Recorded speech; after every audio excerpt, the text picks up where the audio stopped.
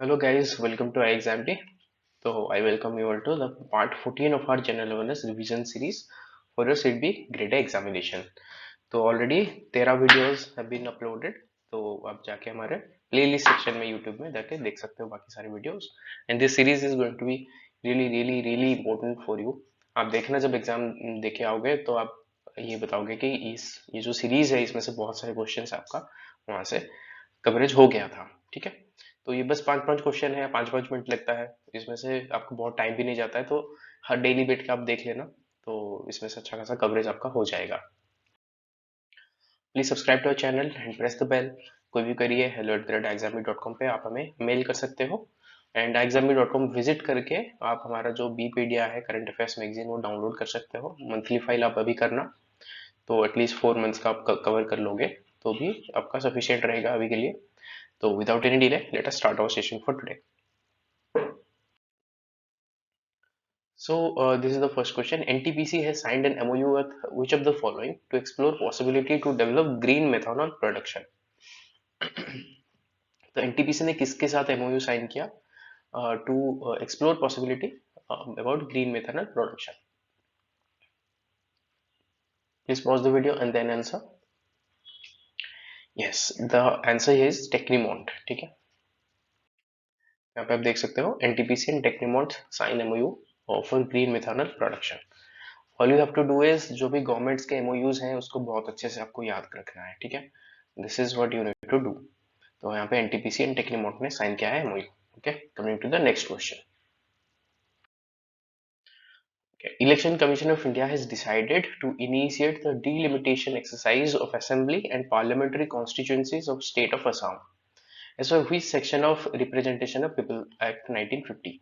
तो delimitation क्या है? सपोज ये एक प्लेस है, तो आपको पता होगा जब इलेक्शंस होते हैं, असेंबली एंड पार्लियामेंट इलेक्शंस होते हैं, तो कॉन्स्टिट्यूंसी होते हैं, तो कितने एरिया को एक कॉन्स्टिट्यूंसी कहा जाएगा वो जो डिसाइड होता है ना, वो उस प्रोसेस को क्या कहा जाता है? डिलिमिटेशन।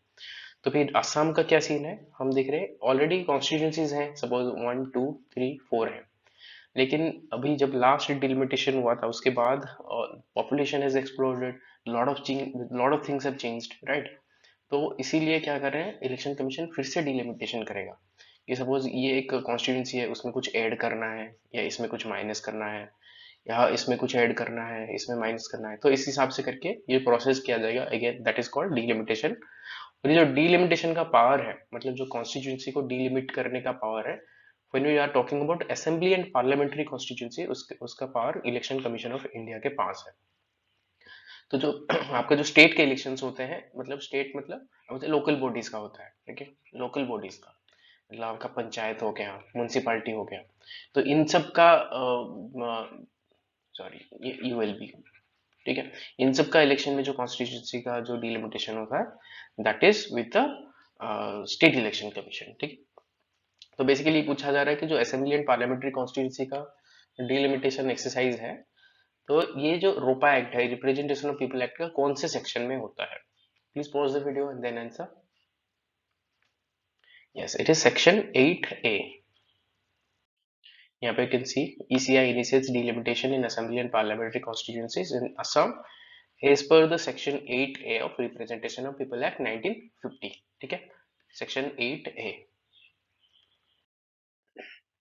ओके, तो the government of India and Asian development bank has signed an agreement, loan agreement है, to develop climate resilient sewage collection and treatment drainage water supply system in 3 cities in Tamil Nadu. तो ये जो agreement है कितना amount का agreement है for Tamil Nadu? ठीक है, मैंने आपको कहा था एक्स वाई, मतलब जो एग्रीमेंट साइन कर रहा है दो parties, what is the amount and what is the purpose, ये चार पॉइंट ही आपको याद रखना होता है। ठीक है, यहाँ पे हमने देख लिया, एक तो हो गया गवर्नमेंट ऑफ इंडिया है, एक हो गया आपका एडीबी है, अमाउंट आपको क्वेश्चन में पूछा गया है, पर्पस क्या है तमिलनाडु में स्विच। ठीक है, please pause the video and then answer. Yes, it is 125 million, तो यहाँ पे हमारा हो गया 125 मिलियन। ठीक है, तो यहाँ पे आप देख सकते हो इंडिया ने ADB sign 125 million loan agreement improve urban services in Tamil Nadu। Okay, let us go to the next question। City finance rankings and city beauty competition have been initiated by which of the following. तो ये दो rankings and competition, मतलब एक ranking एक competition start हुआ है। तो इसके बारे में हम देखेंगे क्या कंपटीशन है, क्या रैंकिंग है। तो बेसिकली पूछा जा रहा है कि कौन सी मिनिस्ट्री ने इसे शुरू किया है। Please pause the video and then answer. Yes, it is ministry of housing and urban affairs, क्योंकि यहाँ पे हम देख रहे हैं कि सिटी नाम है, तो यहाँ पे आप गेस भी लगा सकते थे। जो सिटी के ऊपर जो भी अफेयर्स होता है वो हाउसिंग एंड अर्बन अफेयर्स के ऊपर ही आ जाता है। जैसे चाहे वो स्मार्ट सिटी मिशन हो गया या अमृत हो गया, ये सारे आपके हाउसिंग एंड अर्बन अफेयर्स के अंडर आ जाते हैं। तो this is city finance ranking and city beauty competition, again come under the ministry of housing urban affairs. तो another question based on that, basically पूछा जा रहा है कि जो सिटी ब्यूटी कंपटीशन है, इसमें क्या है, आपको जो कंपटीशन में सिटीज को रैंक किया जाएगा, जो beautiful innovative and inclusive public spaces बनाए हैं। तो उसमें कुछ पिलर्स हैं, मतलब जो कंपटीशन में आपको जज किया जाएगा जो सिटीज को, there are certain pillars, there are total 5 pillars. It is basically asking कि which of this following is not one of those pillars. Please pause the video and then answer. Yes, so this is not one of those pillars. तो basically आप देख रहे हो सब ए में ही है। ठीक है, हम आगे देखते हैं इस पे।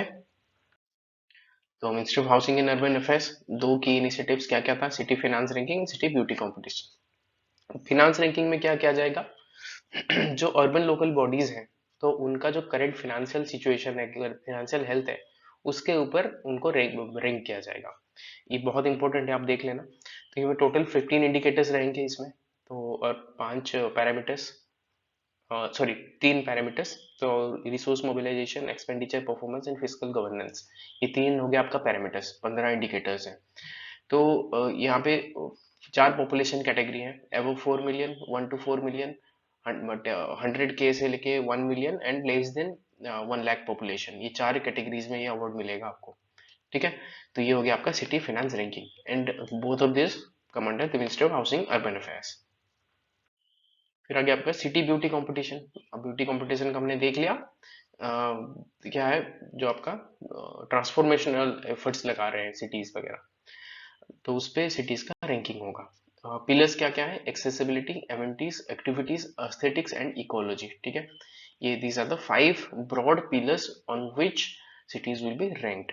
बाकी आप देख रहे हैं जहाँ पे वाटर फ्रंट्स हैं, green spaces, tourist heritage spaces, market and commercial places, ये सबको देख के ही ये सिटी ब्यूटी कंपटीशन में सिटीज को रैंक किया जाएगा। ठीक है,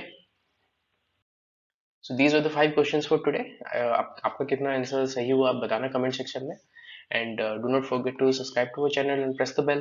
If you have any queries, hello@examby.com पे you can simply mail us. This is it for today. Have a good day.